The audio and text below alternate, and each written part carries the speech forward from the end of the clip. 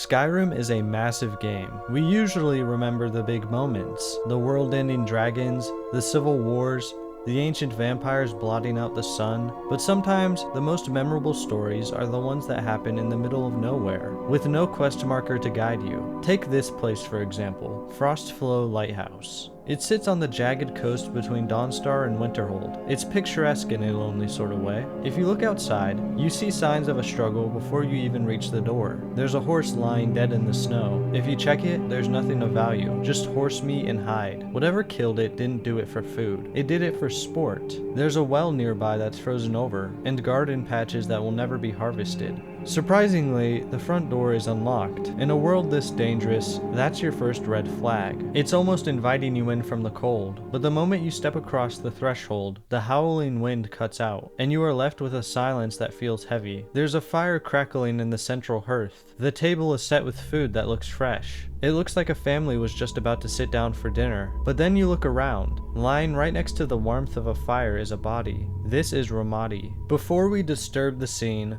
let's look at the life she left behind. The house is cluttered but cozy. To get a sense of who she was, we check the nightstand next to the double bed. There lies Ramadi's personal journal. She and her husband, Habib, came here from Hammerfell. They were tired of the war. They bought this place sight unseen, hoping for a quiet retirement. Listen to the optimism she had when they first arrived. We finally did it. We bought the lighthouse. I thought Habd was just making idle promises all these years. What husband doesn't want to promise their wife the 2 moons from the sky? But I didn't think we'd actually manage to get it. Now if I could only find where we put everything. I can't find my favorite cooking pot. And it is slightly infuriating. Sudi and Mani seem unhappy, but they're still young and don't seem to understand that we just want to spend a few more years with them before they leave us to see the world. I know they think their father will live forever, but I see his age creeping into his eyes. He made me promise again that when he died I would put his bones in the lighthouse fire so he could look out over the ocean forever. Ooh, those two get to me sometimes.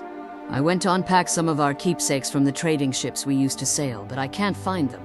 Sudi keeps saying she's hearing something in the basement at night, and Mani suggested it was skeevers. They know I hate skeevers. Now I'm too scared to go down there at all. I'm glad I unpacked my favorite urn and put it safely on the mantle before those two started causing mischief. If they put a skeever in the basement, I swear. It's a heartbreaking start, but Ramadi wasn't alone here. If we head into the side room, we find the living quarters of her adult children. Tucked away in a knapsack underneath one of the beds, we find a crumpled letter. It was written by her son Mani. He didn't share his mother's vision. He missed the sands of Hammerfell. He felt trapped here, obligated to his parents, but miserable in this frozen wasteland. Sudi, I know you've been making up that stuff about the noises in the basement to try to get me to stay, but I'm only waiting till Father gets home so you and Mother are safe. You could always come meet up with me before I head back to Hammerfell. Take care of yourself, little sister. On the table between their beds, right next to where they slept, is her journal. Imagine trying to sleep in this room, the wind howling outside, the old wood creaking, but Sudi heard something else. Manny told her it was just skeevers, rats in the basement, but as you read the pages, you realize the family wasn't just living in a lighthouse. They were living on top of a ticking time bomb. I hate it here. Why did we have to move to Skyrim anyway? I miss the big port cities. There was always something to do and new people around. Or even being cabin girl on one of the ships we used to sail on would be better than this. Mani says we should run away, but I can't leave Mother and Father alone out here. Oh, what to do? We've been here for 2 months now, and there is nothing to do. From the top of the lighthouse, we can see all the way to the college at Winterhold, but Father says that magic is for Daedra worshippers. The only interesting thing to have happened lately is that Mother snapped at us at dinner and accused us of stealing things out of the cellar. I did hear scratching down there the other night, but I thought it was just Father cleaning fish. I caught Mani in the cellar a couple days ago, going through some of the barrels and crates. At first I thought it was him all along making those scratches to play a trick on me, but I heard them again last night and Mani was in bed. Father finally said he would go get some traps and poison from town in case it's skeevers. I'm really scared. It doesn't sound like skeevers to me. Mani won't listen. He thinks I'm just making up the noises and keeps sneaking into the cellar. Ooh, why is he so stupid sometimes? I don't know why he keeps going down there, but I found the cellar key he copied and hid it in Mother's favorite keepsake so he won't find it. The scratching is getting louder, We know Habib went to town to buy traps to put Sudi's mind at ease, but when he came back he walked into a nightmare. We return to Ramadi's body in the center of the room. When we check her inventory, she isn't holding a weapon, she's clutching a book, Habib's journal. This is the most devastating part of the investigation. Habib returned to find his wife dead and his children gone. The cellar door, which we can open with a key, is locked. He wrote his final entry standing over his wife's body, knowing exactly what he had to do. After years of sailing from Hammerfell to Solstheim and back, Ramati and I have finally saved enough money to buy that old lighthouse we spotted on the coast, and we are moving in next month. These Nords really know how to live. It may be cold, but you can't beat the tranquility of the watching icebergs to live out your silver years. Ramati loves the place too. Despite the occasional leaky ceiling, Mani and Sudi unfortunately seem miserable here. I know the kids are old enough to strike out on their own, but I hope they'll grow to love the peace and quiet here as I have. Mani and Sudi continue to bicker and harass each other, and they seem to have started in on their mother as well. Ramati keeps finding things missing from the cellar. Sudi said she heard a noise down there, but Mani just thinks their mother is going mad from isolation. The very thought of it is ridiculous. She's always wanted to retire here. Sudi keeps saying that she hears scratching coming from the cellar at night. I think she's just trying to get her mother's goat, but I'd better head into town to get a few traps, just in case it's skeevers.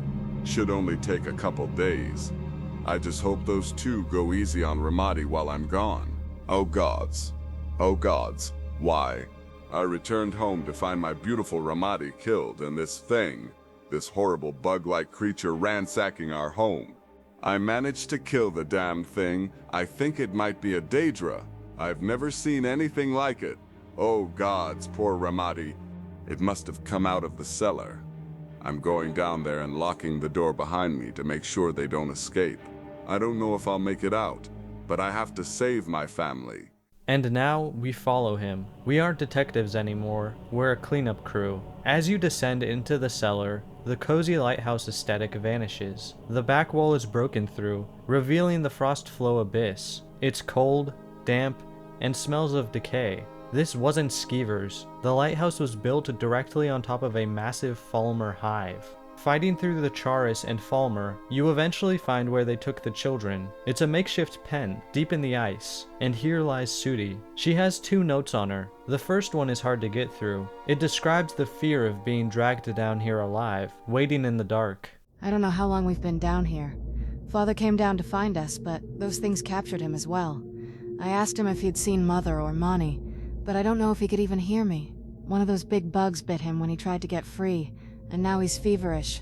But look at her hand. She's holding a dagger. She didn't wait for the monsters to come back. She heard what they did to her brother Mani, and she made a choice. Her final note is an act of pure defiance. They took Father.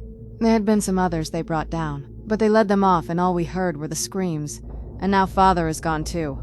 Oh gods, why didn't I listen to Mani? Father's fever was getting worse, and he kept mumbling about Daedra.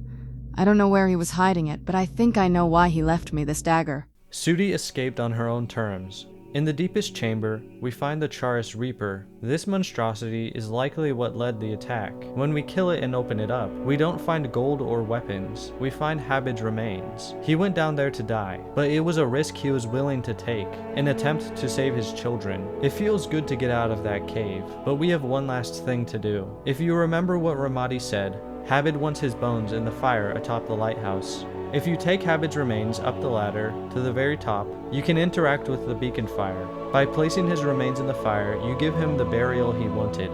You reunite him with Ramati. The game rewards you with Sailor's Repose, a permanent healing buff. It's a small thing, but every time it activates, it's a reminder of the family who just wanted a view of the sea. Thanks for watching. If you enjoyed the video, make sure to give it a like and subscribe.